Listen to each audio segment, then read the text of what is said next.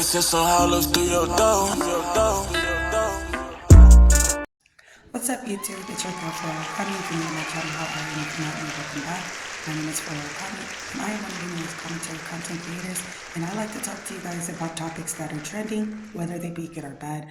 Without further ado, let's give this video a thumbs up, leave your comments down below, and subscribe because you know your girl caught me. Keep it real. Jocelyn's cabaret, even though the girls were fighting and they were getting into it in the kitchen, I like that Jocelyn, I'm not sure if she's EP, but she was very quickly able to gain control of the situation. She got the girls to calm down. She do be letting the girls run their fates, don't get me wrong, but in these last 2 episodes that I've seen her, she's been trying to keep the peace between them. She was able to get the girls or the ladies to somehow all talk to each other. All the girls this episode were kind of getting things together because you could tell they really want to win this cabaret and they really want to win this competition, and it actually means something to them, and they don't want to risk it by fighting and getting into stuff. Well, that's what it looks like for now.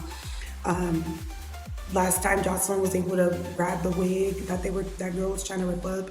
This time she was just trying to get them to not fight because she had her beauty products that she was trying to sell, and obviously that wouldn't be a good look. People aren't going to work with you if you're just fighting and getting into it like that. So I think it was pretty good that she did that. She was very excited about that. The girls are very into the glitz and glamour aspect of the cabaret. It's more than just stripping. It's actually a form of art, and I see it now when they do their makeup and their hair and the certain dance and everything that Jocelyn is going for. And the music instructor kind of looked at this stuff like it was corny, and they came back positive, and everybody was trying to learn their dance moves again. Then in the end, they tried to do a team effort thing, and he kind of looked like it was corny, but he joined in. And Drea sat down and talked to another girl from the cabaret. I cannot remember all their names, so y'all have to pardon me for that. But I like that Drea took accountability for her behavior, unlike some people that we're about to get into it about. But the next episode of Jocelyn's cabaret, which would be, I'm not sure if this is gonna be, my bad, y'all. I'm gonna have to look at it, and you guys will see it in the description. But Jocelyn's cabaret, the next episode, pretty much Jocelyn's gonna pick girls again who gets to dance and whatnot, and who gets to be in her video. And there's one girl that doesn't get to be in her video per se, and Jocelyn seems to not like too much that when that girl didn't get picked to be in the video, it seems like in the next episode she already done went and put auditions in somewhere else. And I would do that too. I mean, if you're not gonna pick me for nothing and you just gonna have me here, why not? But that's it. There wasn't too much going on this episode. It wasn't too much catfighting, but it was still entertaining. I still was able to watch the entire episode. Moving along to Baddies Midwest. First of all, the first episode, it was they already showed us the trailer, so I don't know who else skipped, but I skipped.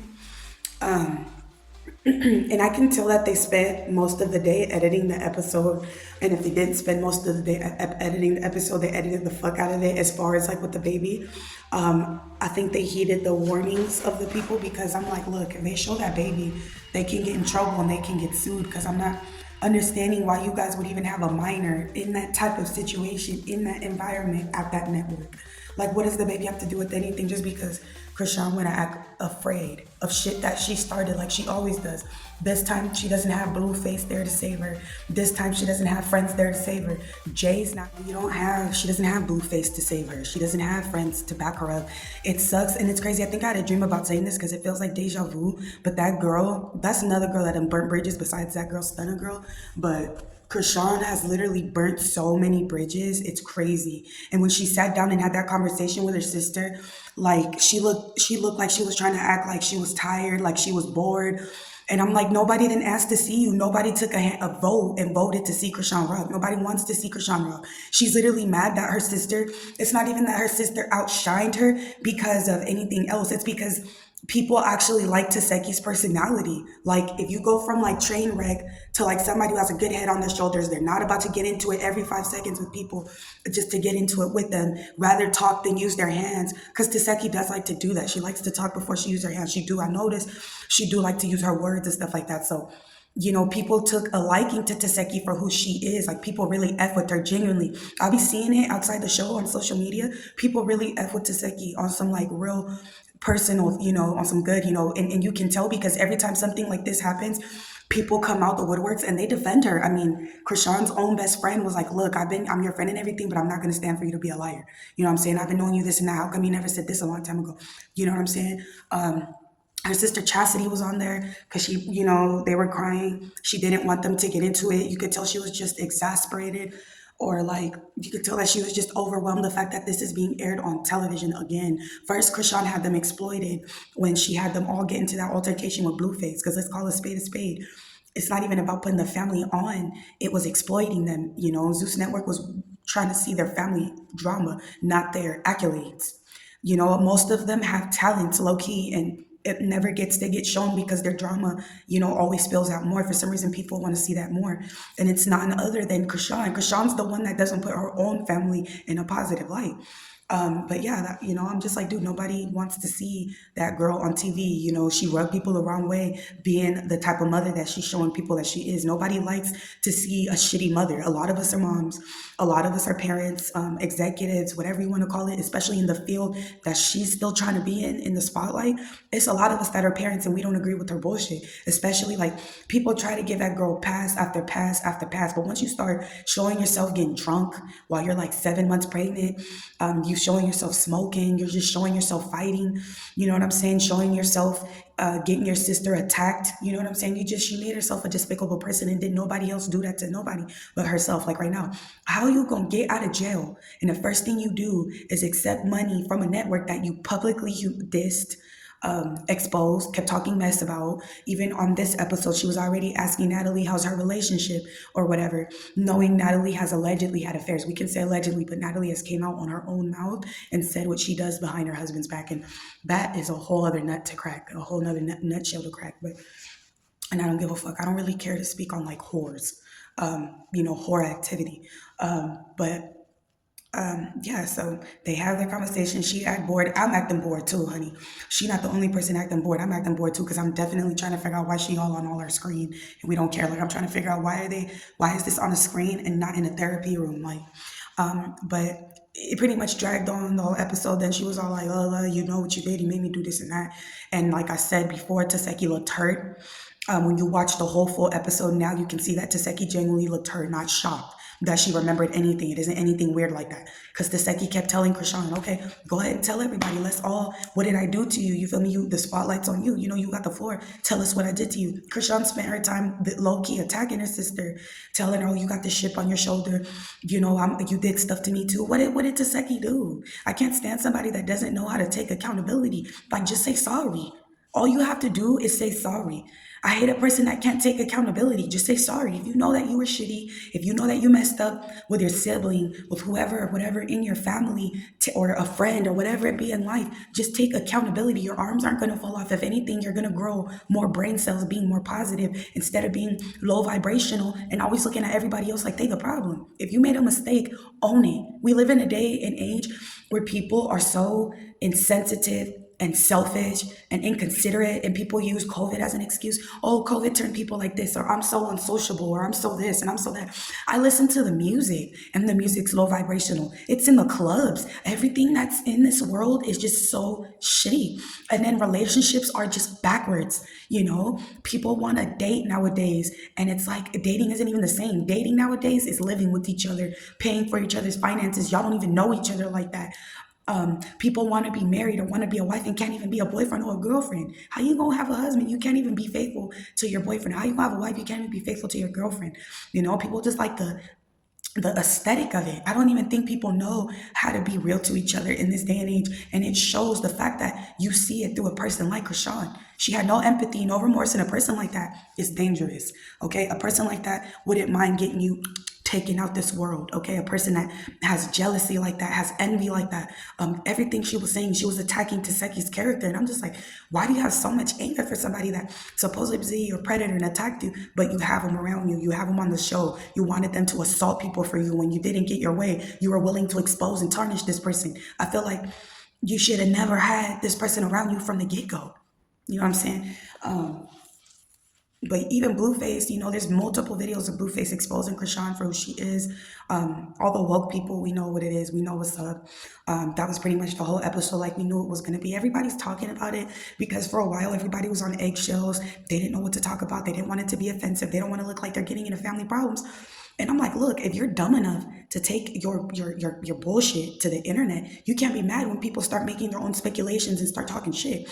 Like, For a while, Scotty was clapping back at people. And I'm like, you can't be mad of the persona that you guys make yourself look on TV. If you know that there's allegations of you messing around with a married man or a man in a relationship in general, whether or not these people have problems, that's not your business. Oh, I don't, they already had problems. That's why I messed around. That's not your business. That's not your business. You can't be mad when you get made to look like a whore on national television and you're proudly accepting it.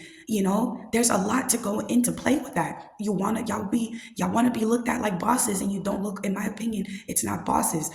People can say, "Oh, we're watching this because there's nothing else to watch on television." People are willing to watch these shit shows and these train wrecks because, like they say, there's nothing else to watch on television. So why not watch these clowns, entertain us in these circuses? Because that's all it's giving. People walking around half naked or naked, getting drunk, allegedly doing drugs, always inebriated, fighting, putting their hands on each other.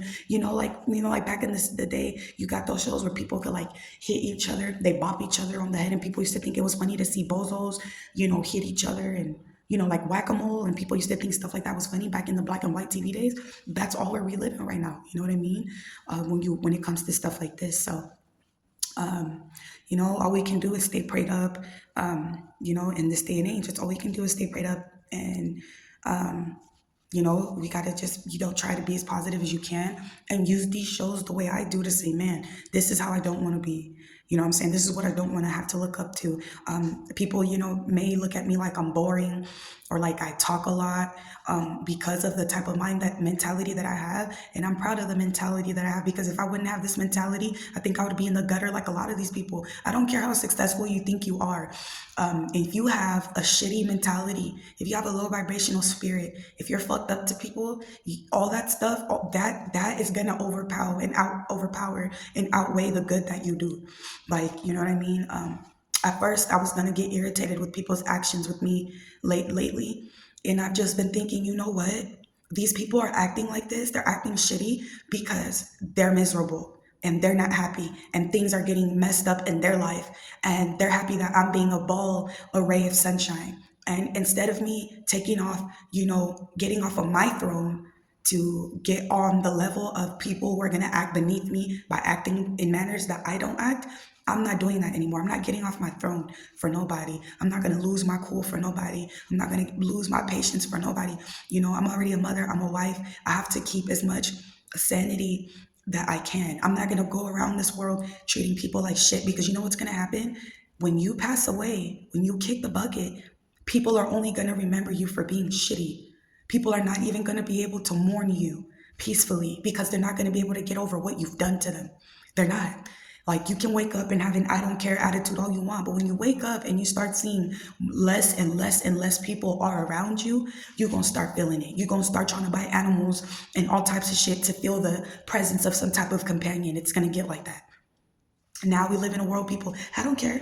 People are willing to let go of people and push people away and have this type of like addict mentality, because drug addicts, they have that mentality where they don't want to feel embarrassed about what they're doing, so they develop this I don't care attitude so that they can push out the reality, and in the reality it's still a reality, and trying to be inebriated or keeping themselves busy by going out and partying or staying distracted is really a coping mechanism, because these people refuse to do like a real deep dive, like analyzation of themselves, of the spirits.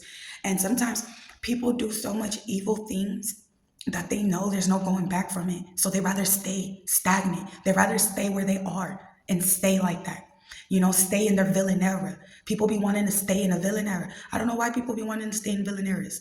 You know what I'm saying? It never ends good for villains. I know heroes kick the bucket too. I know good people kick the bucket, but so do villains. They always do. I don't care who you are. I don't care how long you've lived your life being an evil person and you think nothing is going to happen to you. God is real and he's infinite. He's the Alpha and the Omega. He's the beginning and the end. Whether you believe in God or not, whether you believe in a higher power or not, you believe in karma. You believe in karma, and you know that everything done wrong in this world will come back to you tenfold. And Chrisean is literally showing you guys that she has learned nothing. Nothing. I was locked up for like 6 days one time in my situation. And I came back, and those 6 days changed my life. And it shaped me from even to who I am now. When I got first locked up, I was 21 years old. No, I wasn't 20. I was 19 years old. And the reason why I had gotten in trouble is because I was in a relationship where I knew it was toxic and it was getting bad. And the person was very abusive to me, like very, very abusive to me. And, I kind of hit my Tina Turner. I had had enough.